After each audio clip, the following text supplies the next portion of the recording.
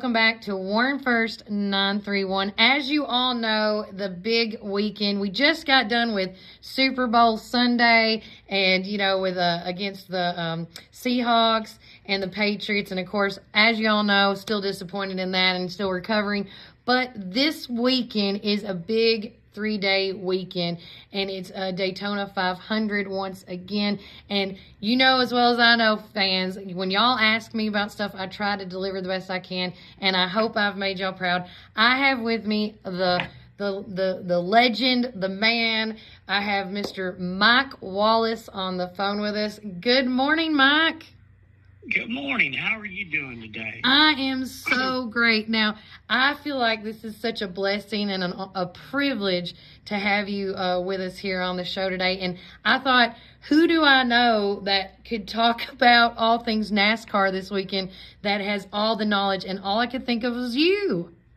Well, I fit in perfectly because I did it for plenty of years. I was fortunate enough to run 820 NASCAR races. I've got 11 Daytona 500s under my belt, and actually 3 wins at Daytona in the ARCA series, the Truck series, and the Xfinity series. So kind of know what I'm talking about, know what it takes to get around that place. And as you mentioned, the Super Bowl, which was last weekend, for the non-football fan, the real Super Bowl started last night at Daytona International Speedway. Okay. That was qualifying for the Daytona 500. Mm-hmm. And Kyle Busch sat on the pole, or is starting number 1 on Sunday in Richard Childress's car. So that's a first for Kyle Busch in his long storied career. I was going to say, because you kind of got, but with all these 800 plus races that you've won in this Daytona Speedway, you were with ARCA, you've done the Truck Series, and you've done Xfinity. What is it about Daytona, Mike, that just clicks with you so well as a driver? Well, I think the biggest thing is, if I may say, it is Daytona. Yeah. And I love your Super Bowl comparison, and people relate football a lot. So the difference in the Super Bowl, the football Super Bowl, moves around stadiums every year. It's not in the same exact location. Where our biggest race of the year, which we use it for Super Bowl weekend, because NASCAR always works with the NFL not to have it on a weekend. Mm-hmm. Okay, we might move a week or two one way or another, and we have, but it's normally Valentine's weekend at Daytona. It's a 2.5-mile super speedway. They call it the World Center of Speed. And from the time I moved from St. Louis, Missouri, I have an older brother, which everybody's familiar with, Rusty Wallace, who's a champion, a Hall of Famer, in the car business up in the Tennessee area and all that stuff. He started first, and brother Kenny got involved in it, and I moved down there. And one of the first races, believe it or not, is I went to Daytona, and I won an ARCA race for Kenny Schrader. ARCA is a series. ARCA stands for the Automobile Racing Club of America. Okay.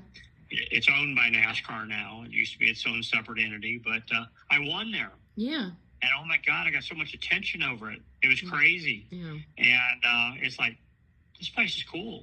Yeah. It's fun to race. It's so fast. You don't realize the speed when you're running almost 200 mile an hour. Mm-hmm. And then you run good. I come back in 2000 then and won the inaugural truck race when they first started racing the trucks at Daytona. Yeah. And those trucks literally ran over 200 mile an hour. Good Lord. That was crazy fast. Oh, yes, it is. Yeah, then he backed it up in 2004. I won the Xfinity race there on the last lap, driving past Dale Earnhardt Jr., so that was a big deal. And, just had nice success. And it's so fun to go to. The town is fun to go to. It's Daytona Beach, Florida. Right. Fun in the sun, right? Yeah, having fun. You got to have fun while you're racing. So that's the attraction to it. And it just kicks off the year. I use the word we because it's the whole sanctioning body, all the teams, everybody. Yeah. It kicks off our first. We run the biggest race of the year, the first race. Mm-hmm. Totally different than the Super Bowl, which establishes their champion of the year. We do it back backwards.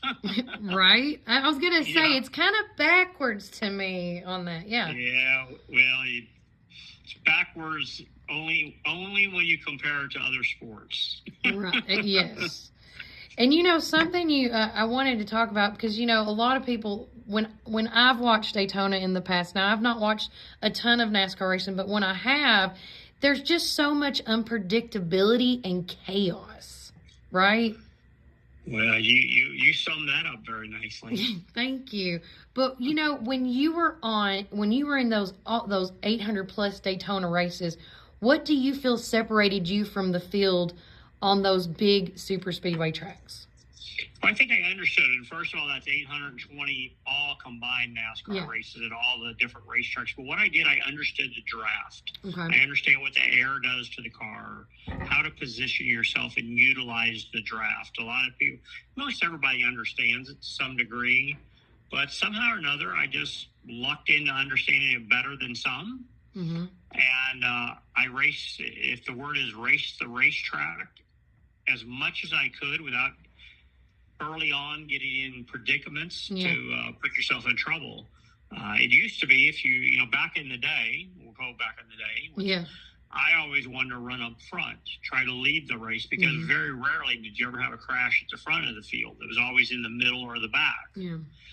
Over the last 5 years, the Cup cars, which are, it's just the opposite. The leaders are crashing, going straight down the back straightaway. So it's changed up a little bit, because just a simple little nudge the wrong way, running 200 mile an hour, will make things turn out totally unpredictable.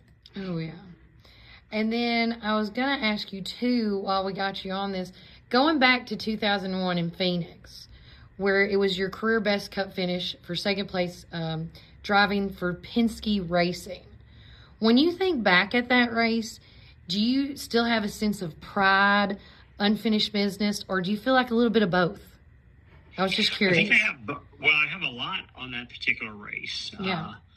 There's a lot of highs and lows. All highs that particular day, okay? I finished second to Jeff Burton. That particular year, I got a phone call with 8 races to go in the season, wanting to know if I would replace Jeremy Mayfield, driving the 12 Mobil 1 car for Penske Racing, which made me an immediate teammate to my brother Rusty.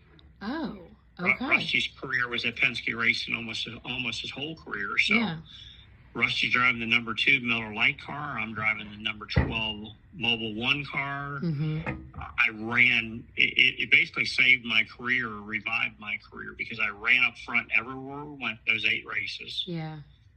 And ran so well. Almost won the race at Phoenix, which would have been huge for me. Right.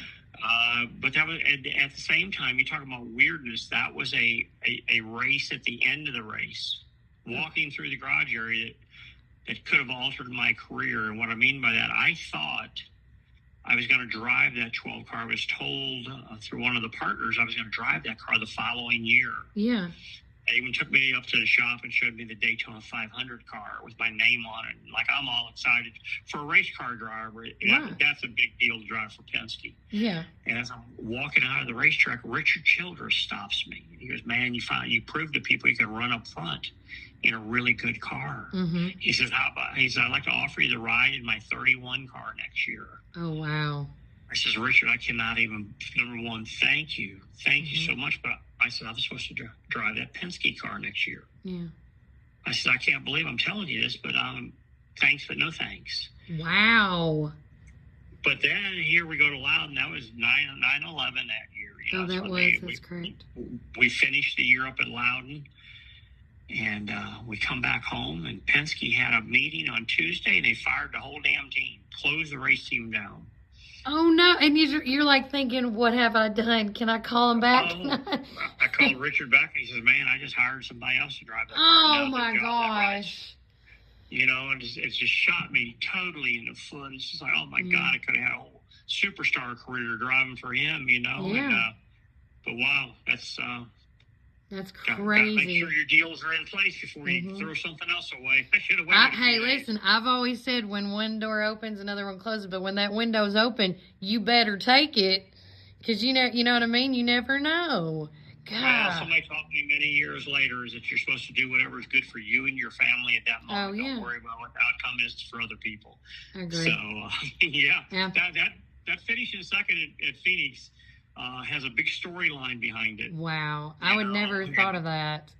No, I wouldn't have thought of it either. And didn't think it would ever happen. But, boy, we finished second there. It made me feel so proud and so good and so rewarding that, if I could deliver on what I knew I could always do. And that was second in the Cup race. That's the biggest. That's our Sunday cars, as we call it. Okay. And so that's that. So, yeah, awesome. big storyline behind that race. And, I feel like your family, and this is not just, the Rusty side, but it's also your immediate family. You guys have made a lot of historical strides in the NASCAR racing industry. Because, like in 1991, you, Rusty, Kenny, became the first 3 brothers since the 1950s to compete in the same Cup race. And did you ever realize at that moment how historic that was? No, had no idea. And what's really great? I'm glad I'm talking to you right now because you made me feel really good. Oh. You warmed my heart because I remember that day. I never thought it was that big a deal. Even now, until the way you phrased it, was a historical day. And, big deal. I remember that day like it was yesterday. I know. Sorry, go ahead. I'm sorry. You go ahead. You're fine. I was just going to say that that was a thing that came together at the last minute. Me driving for Jimmy Means. Again, didn't realize there was a historical side to it. Wasn't even fully committed to the race world at that time. Was living back and forth between St. Louis and Charlotte. And wow, look what happened. And then going into that, now let's go up to 2015. You, your daughter Chrissy, and your son Matt made history as the first father, son, daughter trio to compete in a national series event. I mean, what did that moment mean to you, not just as a driver, but as the dad? Well, I think any dad, any mother, anybody would, that care for their children and care for themselves know how great that feels. Yeah. That's kind of what would be the word, an immortal moment. Yeah. I love that. And that's probably not the right word to use, but it's simply a moment in time in my life that's irreplaceable. It will, no matter how hard you try, and even if we go do it again or did it again, it wouldn't mean as much as it did on that particular day. And super cool, so heartwarming. We look at sometimes the accomplishments our family has had. It's great. I wish somebody would put like a deal together and put it out there to the world, even send it to NASCAR and go, man, these guys, look what they've done. I mean, the legacy that the Wallace name in general has, it's like endless. And I'm not going to lie, guys, when I looked up Mike Wallace, the endless amount of information, and then it's like you go down what I call my rabbit hole, and I'm like, oh my gosh. You didn't even know who Mike Wallace was when you started looking it up. I love it. And I was just like, boom, boom, boom, boom, boom, boom, boom. And I'm like, oh my God, his daughter. Oh my God, his son. Oh my, I'm like, okay. I love this because, earlier before I got on the phone with him to start this interview, guys, I talked about the legacy I hold as a nurseryman's daughter. And, we have over 40 plus years, almost 50 years in experience of nursery. There's so many, it's just amazing the generations of the build that, families create, and it continues on, and that, which of course in our family, we always have competitions and we always have bragging rights. And I know in July of 2025, you and your daughter got to race again at the Bowman Gray Stadium. Now, was that more competitive or sentimental? And a follow-up question, Mike, who had the bragging rights after the checkered flag? Yeah, well, if I can back that up a little bit, of course, Chrissy had. I'm going to give Chrissy the bragging rights on that. She had run better than me there. That was a one-off fun deal for me. Yeah.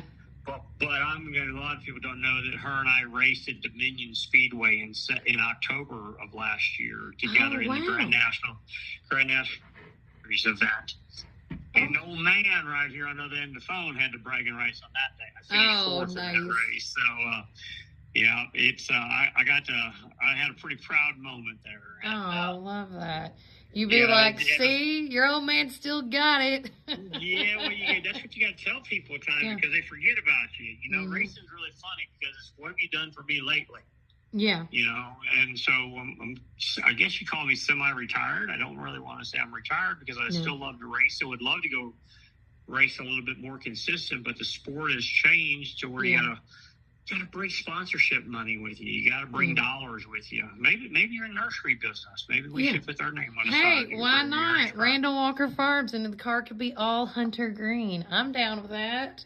You've already got it figured out. Let's just go ahead and get the artist rendition done, and you don't even have to mail a check. We'll take wire transfer. Okay, I'll Venmo you, cash, PayPal, whatever you need, buddy. Let's make it happen. Let's make it happen. But with that all said, of course, this weekend, getting back to the big race, it's the 68th Daytona 500. And, of course, if anybody is going to watch this weekend, guys, it's going to be on Sunday, 2:30 Eastern time. So that would be 1:30 Central time here in McMinnville. And, Mike, what makes this year's race feel different from past years? Because I think we kind of already tapped on it. You know, they're debuting the new format changes, which it's been changing periodically the past years. But, you know, what are you thinking is going to be different this year? Well, what I really think, and this is not totally racing on the racetrack related. Okay. This is a bad and good story all in one time. Okay. For 1 year, Michael Jordan's 2311 team and Bob Jenkins' Front Row Motorsports were involved in a lawsuit, a very public lawsuit on an antitrust agreement with NASCAR. Okay. And people were aggravated at Michael Jordan. Says, you're ruining the sport. You come from Bay at basketball and you think you know everything, blah, blah, blah. So the end result, it all goes to court, and NASCAR thought they were going to beat them guys, and then they asked to settle.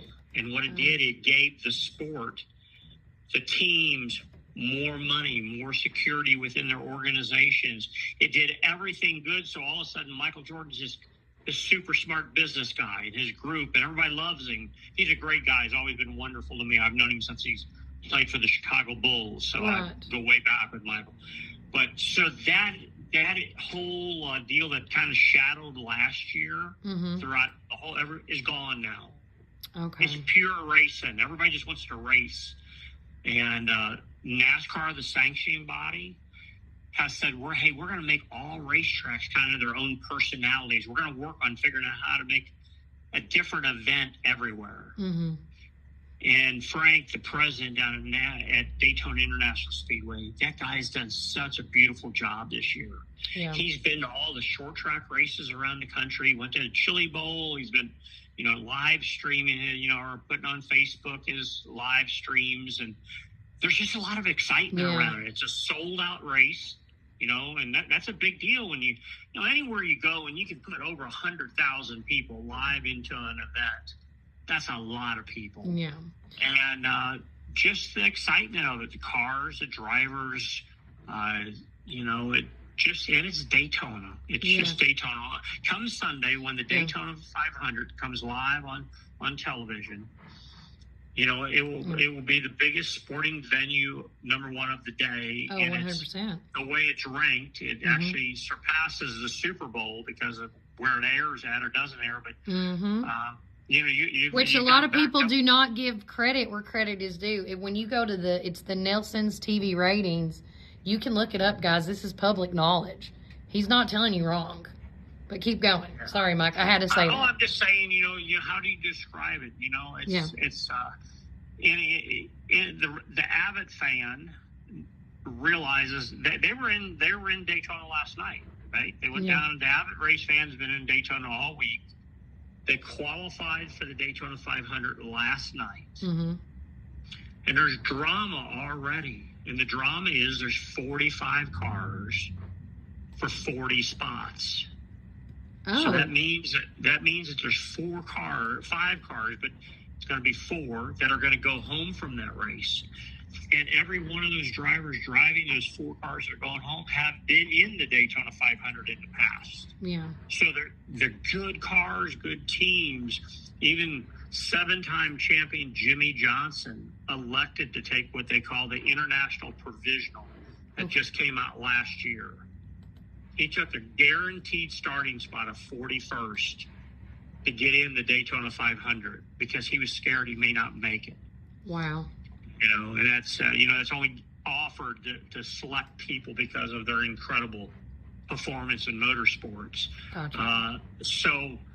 And you got Corey LaJoie that qualified 13th last night, right? Yeah. 13th, and he might miss the Daytona 500 because there's 2 other cars faster than him in what they call the non-locked in, non-chartered. So storylines everywhere already. Oh, for sure. And go ahead. Sorry.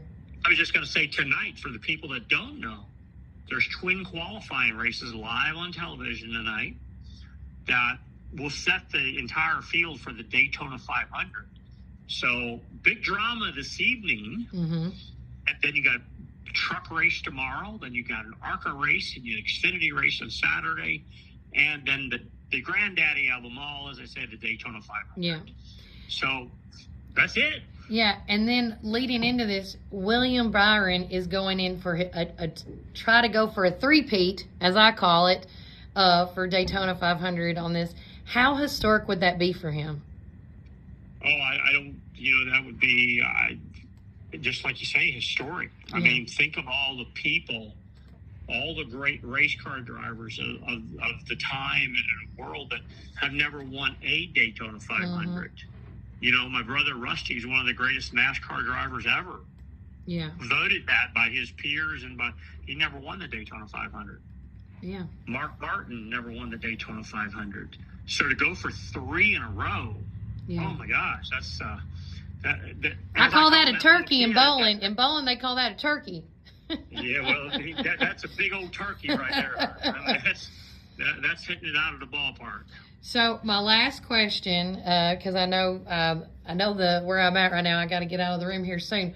But my last question: does Daytona 500? Do you think this race is gonna finish under green or on caution? Well, we'll finish under green. That's unless they change the rules that I'm not aware of. Mm-hmm. A few years back, NASCAR implemented a rule that the race has to finish under green. Now, I will make a clarification of that. Let me make a clarification. As long as you take the white flag, right? The leader takes the white flag. Okay. At the start-finish line. That will be, and then the caution comes out, say, in turn 2. They all crash getting in the corner. Okay. It's considered a complete race at that point. Oh, okay. Okay, so they might finish their last lap under caution. Okay. And they will not restart it. Now, if they crash, we've got to build crashes into this because that's what changes it all. Yeah. If they're coming to the white flag, right? Mm-hmm. Coming off of turn 4, they're packed up 3 wide, 10 rows deep, racing for this incredible finish. And they all crash as soon as they come off of turn 4, coming to the white flag.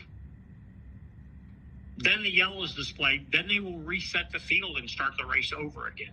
Oh, wow. Oh, good Lord. And then they have to race to the checkered. So, there is a possibility that the yellow flag could be waving at the finish line on the last lap. But the previous lap, it was green when they crossed under that start-finish point. Okay. So, because I was trying to look up if what the rules you're saying. It says if a caution occurs near the scheduled end of a race, NASCAR uses overtime, is what they're calling it, to ensure a finish under the green flag caution or conditions. Sorry, green flag conditions. Yeah, and so that they had that rule that it was you had to come to the checkered. And believe it or not, the first time they had that rule was at St. Louis in the Truck Series race back in yesteryear. I don't remember what year it was exactly. Okay. But they literally, this is truth, you look it up somewhere. Yeah. They had 5 complete restarts for 5 different wrecks in the last lap of the race. Individuals. I mean, each time, okay, take the white flag, come into the checkered, crash. Yellow flag comes out, reset them, do it again. That happened 5 times before they completed the race. Was that the 2004 Missouri Illinois Dodge Series, or was that the? There you go.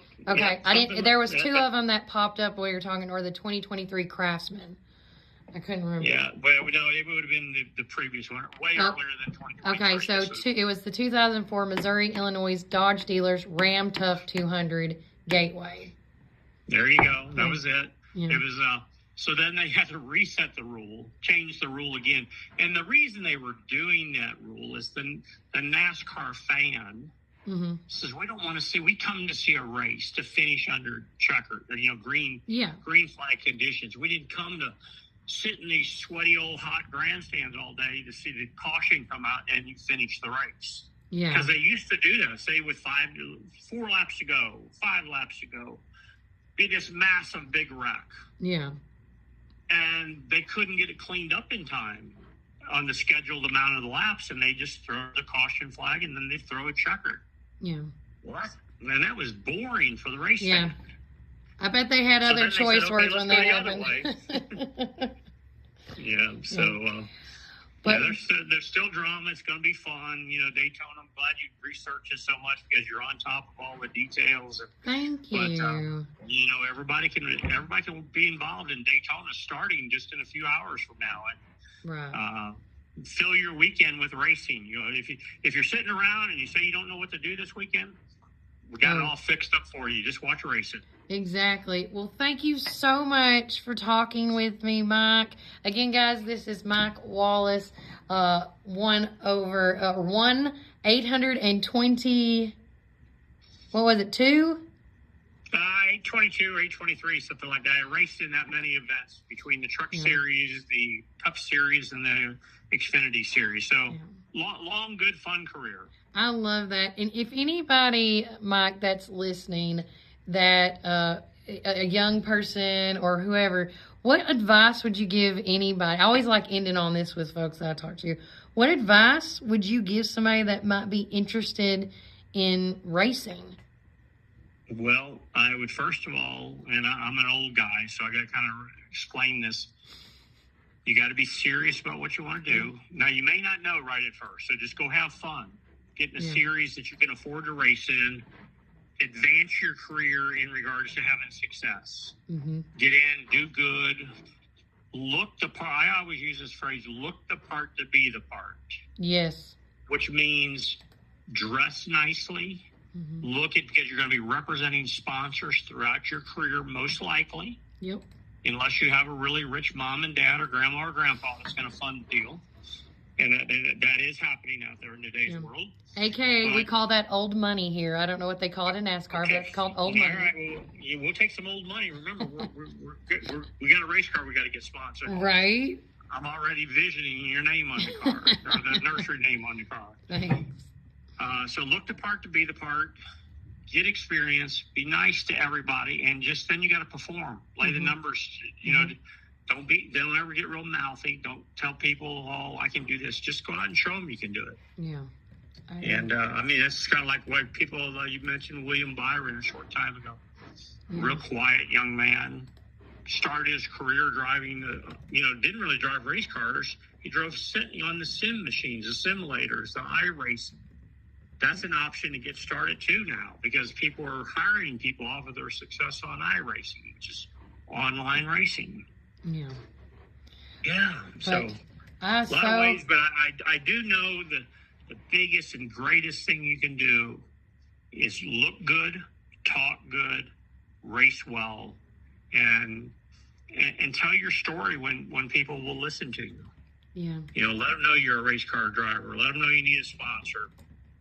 Our partner. There's phrases now. People don't seem to really like the word sponsor anymore. So Need to be a marketing partner. Mark, yeah, I like Mark. Well, what else would you call it, guys? I mean, I would call it that way as well. So, but I'm really good with old money. I'm cool with old money. You know, I'm past the stage that we got to be all that. We can represent old money well. So you keep that in mind. Okay. And I'm ready to go racing. I'm at fighting weight, they call it. Oh, I love that. I love that. Well, thank you so much for your time. I wish you nothing but the best. I'm going to send good prayers and vibes your way, man. And I'm going to go sit down with my mama and my husband and be like, hey, we should do something fun. You know what? I hope you do. And then you just call me back and I'll be up there the next day to sit down and talk to you. So how's that? We'll do it. Okay. We'll do it face to face. We won't even do it over the phone. I love that, Mike. Thank you so much. And you have a good rest of your day. Sounds good. Have fun. You too. Bye. Thank you. Bye. Well, guys, that was Mike Wallace. He was a veteran. Everybody should know him, a veteran American professional stock car racing driver and a member of the most famous Wallace racing family from Missouri. So, again, I want to say thank you to him and all of his knowledge, and I want to wish all the folks that are watching NASCAR this weekend and watching Daytona 500, good luck, and be careful with that weather because you never know. Weather always messes up the road conditions. And we're going to take a quick break from a word from our sponsors. And remember, Warren County, keep it first.